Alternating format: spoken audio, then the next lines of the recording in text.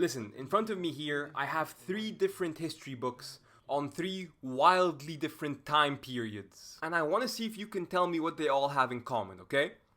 So book number 1 here is Ian Shaw's Ancient Egyptian Warfare. Number 2 is Timothy May's The Mongol Art of War. And number 3 is Andrew Roberts' Napoleon the Great. And you can pause the video to think about it, but what they all have in common is that a horse is the fastest thing on the battlefield in each of those eras. And the point I'm trying to make here is that, with the exception of the last 100 years or so, for most of human history, the military meta has evolved pretty slowly, where the weapons that people used and the tactics they fought with took decades, if not centuries, to evolve. And in his book, The Complete Roman Army, historian Adrain Goldsworthy talks about how the army of the mid-Roman Republic, which most historians place between 290 BC and 88 BC, he talks about how this army operated during one of those periods of stagnation. In particular, he points out the static formation that they fought in. And this is what that formation looked like.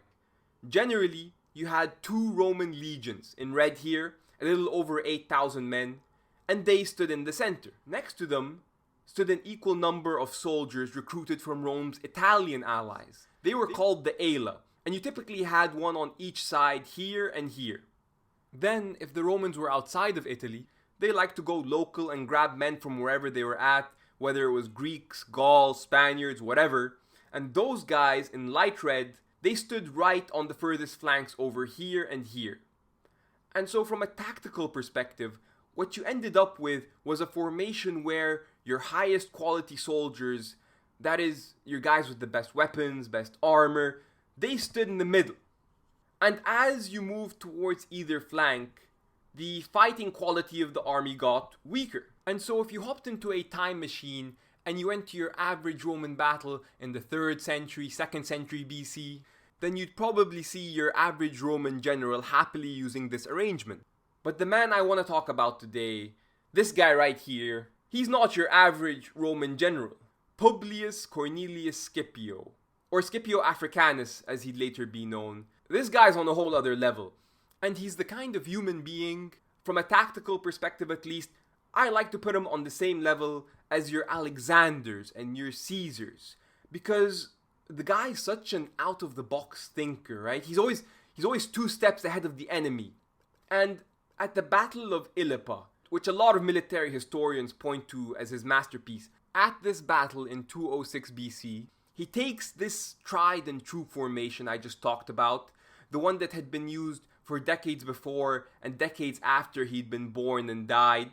He takes this formation and he flips it on his head, doing so versus an enemy that outnumbered him. But before I get ahead of myself here, I gotta set the stage a little and explain who this enemy was and how the battle came to be. And luckily for me, I just so happen to have this map of the Mediterranean here on me, where, as you can see, we've got the Roman territory in red, the Carthaginian territory in green. And so, to very briefly summarize a period of history that some people spend their entire lives studying, in 218 BC, Hannibal Barca here crosses the Alps, descends into Italy, and begins kicking a bunch of Roman ass. He does such a good job and creates such a panic that Rome starts looking for solutions. And one of those solutions involves kicking Carthage out from her base in the Iberian peninsula over here, what we today call Spain and Portugal, which had long served as a source of men and money for the North African Empire. So in 210 BC, our man Scipio is sent to do the task, and he lands on the eastern side somewhere over here, and wouldn't you know it, the kid's an absolute natural, because for the next 2, 3, 4 years, he wins a bunch of battles, defeats a bunch of Carthaginian armies, and he starts pushing them further and further south. In 206 BC, in an attempt to stop this, Carthage puts together 2 armies into a massive force of 70,000 men, 4,500 cavalry, 32 elephants, and they put this army under the command of a man called Hasdrubal Gisco, where at some point in the spring of 206 BC, the two sides run into each other near an ancient city called Ilipa. Now, because this battle doesn't take place in Hollywood, and there's no epic Zimmerman score playing in the background, instead of the two sides fighting as soon as they run into each other, what historian Titus Livy tells us happened first is that the Carthaginian cavalry attacked the Romans as they were setting up camp. And this forced the Romans to send in their own cavalry, where a full-on skirmish broke out between the two sides, in what was a typical pre-battle ritual for the era. And the way I like to think about skirmishes, or the modern analogy that comes to mind for me, is that I don't know if any of you guys play basketball, but if you have, you know there are those first few minutes of possession, those first few minutes of the game where everyone's sort of sizing each other up, seeing who can shoot, who can dribble, how they play defense. That's kind of the function that I like to think a skirmish played, where the two sides are sort of testing each other's strength and courage. And whilst Livy doesn't tell us how long this phase lasted for, eventually it subsided and both sides went back to their own camps. Following this, it's Carthaginian general Hasdrubal Gisco who makes the first move, by lining his men up for battle in the conventional manner, placing his strongest men, his Libyan spearmen in dark green over here in the center. Then he has his Spanish allies in light green line up next to them on either side. And then he places his elephants and cavalry on the flanks. That the Carthaginians were offering battle meant that Scipio had to do the same, so he orders his men into formation as well, placing his Roman legions in the center, the Italian allies next to them, and then finally he places his Spanish allies on the flanks as well. And so what you ended up with was a battlefield where, if the two sides were to run into each other, you'd have the strongest fighting the strongest and the weakest fighting the weakest. But as it happened on that first day, neither army moved. And it's most likely because both Scipio and Hasdrubal didn't want to attack without having a clear advantage first. And so after a couple of hours of just standing there, both sides eventually go back to their camps. And for the next few days, this pattern repeated itself, where first Hasdrubal would set up his men for battle, Scipio would match, they'd have a staring contest, and then they'd both call it a day. However, on one of those days, Scipio gets an idea on how he can force a battle. And whilst our sources don't explicitly state that this happened next, it's most likely that he discussed this idea with his officers at what the Romans called a concilium, which loosely translates to forum of war. And it wasn't a debate, it was more like a place for a commander to issue his orders to his generals before a major confrontation. And so after this concilium happened, the next day saw two key differences. The first is that the officers had been given orders to wake up their men early, feed them, and to start lining them up for battle. The other thing that happened was that Roman cavalry and skirmishers were given instructions to go and harass the Carthaginian outposts in an attempt to disguise Scipio's next move. In response, Hasdrubal sends out his own cavalry to deal with them, and seeing that the Romans are lining up for battle earlier than usual, he starts doing the same with his men, using the same formation that he had for the past few days. And after the Roman cavalry and light infantry were pushed back, and as the dust settles across the battlefield, Hasdrubal notices that Scipio's gone with a completely new formation, where he's placed his Romans and Italians on the flanks, and his Spanish allies in the center.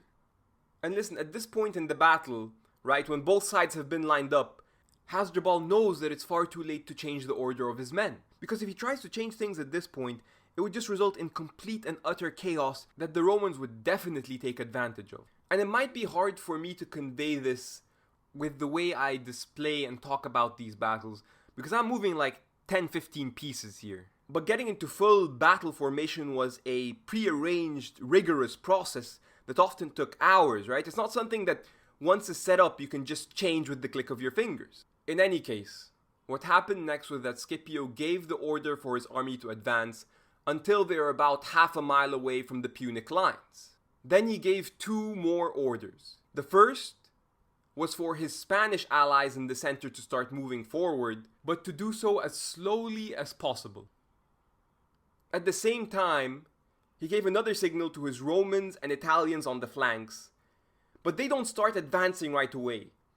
Instead, what they do is they rotate 90 degrees, so that instead of facing forward in a line, they are now facing to the sides and standing in columns. And once they are arranged in columns like this, they turn and advance towards the Carthaginian flanks. And because people move much faster when they're standing one after the other in a long column as opposed to next to each other in a long line, this allowed the Roman flanks to navigate the terrain very easily and to advance very quickly. Where once they're a close distance to Carthage's Spanish allies, they stop, wheel themselves back into a line, and prepare to engage. But I want to pause for a second here and talk about what Scipio's done, because it has a name, and that name is oblique order. And as creative as the man was, this isn't an entirely new thing. Instead, he's put his own spin on a tactic that the likes of Alexander the Great and that Theban legend Epaminondas had used to defeat the Spartans. And it's a tactic that applies the principle of concentration at such a fundamental level that centuries after Ilipa, guys like Frederick the Great and Napoleon would use it as well.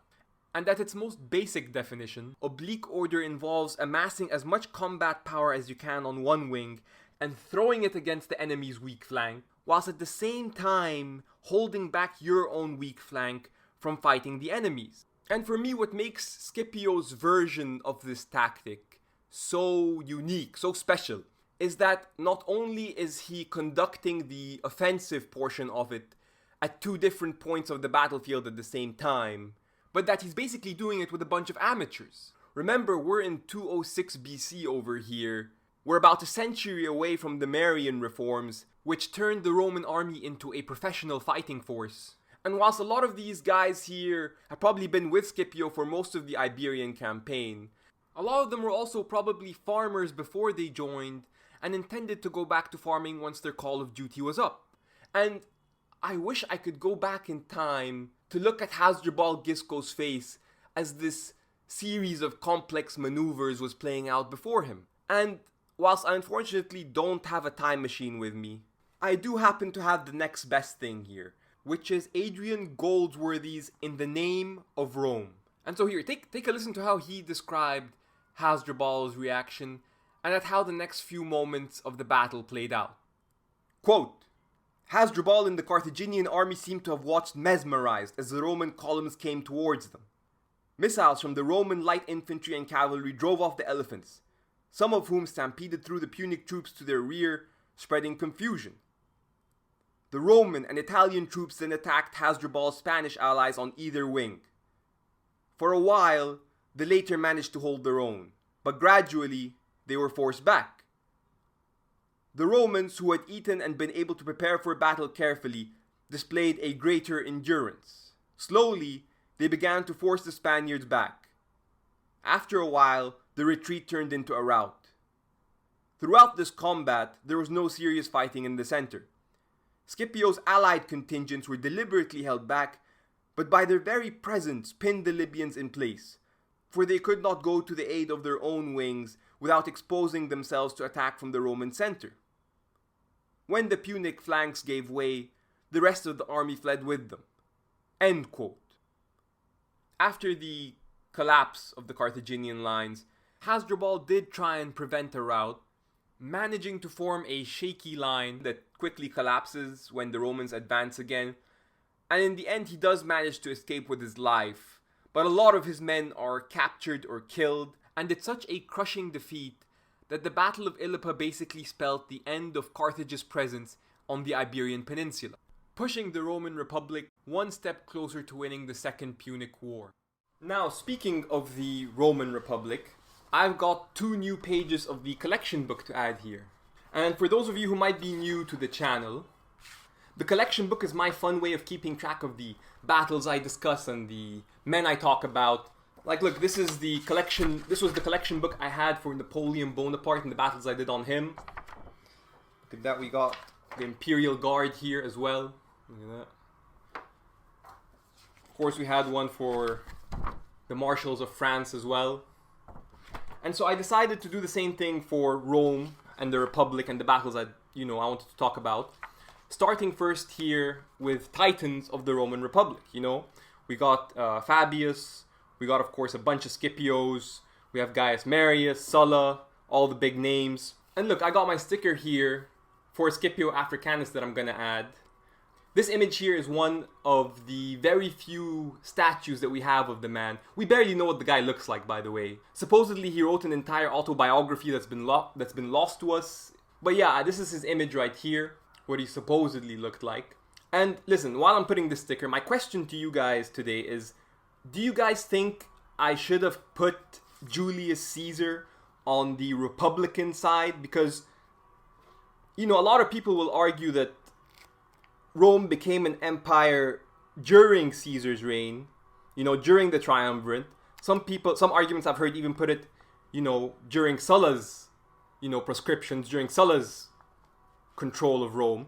So let me know in the comments, do you think Julius Caesar deserves to be on the Roman Republic side or the Roman Empire side?